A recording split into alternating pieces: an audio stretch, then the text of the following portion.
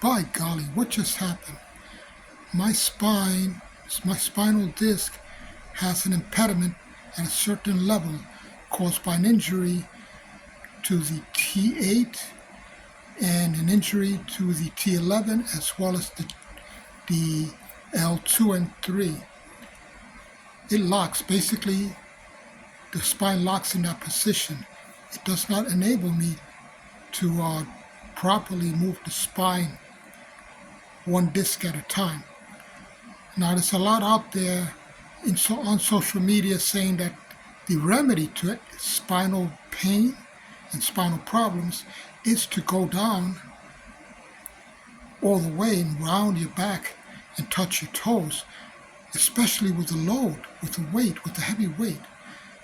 The name of the exercises, I won't get into the name, but that method is, or lack of method, well, not even a method, I'm not going to call it a method. Basically, on social media, a lot of people saying it's okay to practice exercises where you're rounding your back to reach a heavy object and lift it off the ground.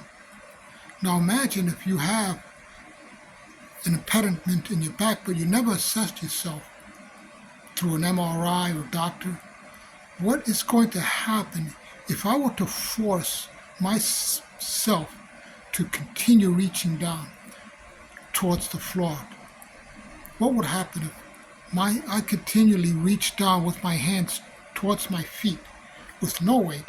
Well, the first thing that would happen, the spinal disc and vertebrae would shift more out of place, stretching the ligament that runs up and down the spine. The more you stretch that ligament running up and down the spine, the weaker the back gets.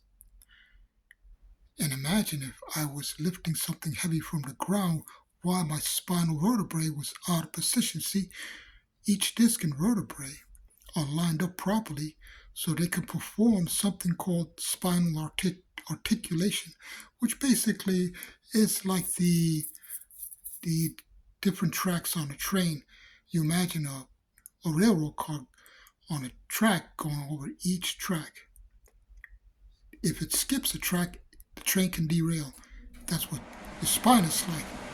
If you're bending down in one spinal disc, the vertebrae is out of position, it skips on to the next.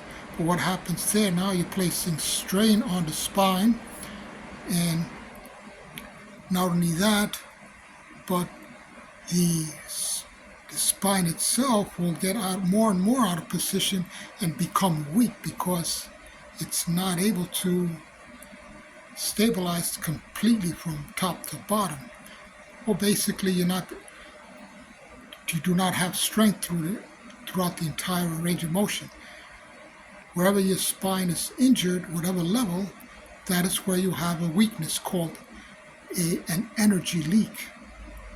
If you're T12 like mine, or L2 and 3 are weak, that is where the energy leak is occurring, and your spine will not be able to move or contract the muscles surrounding it.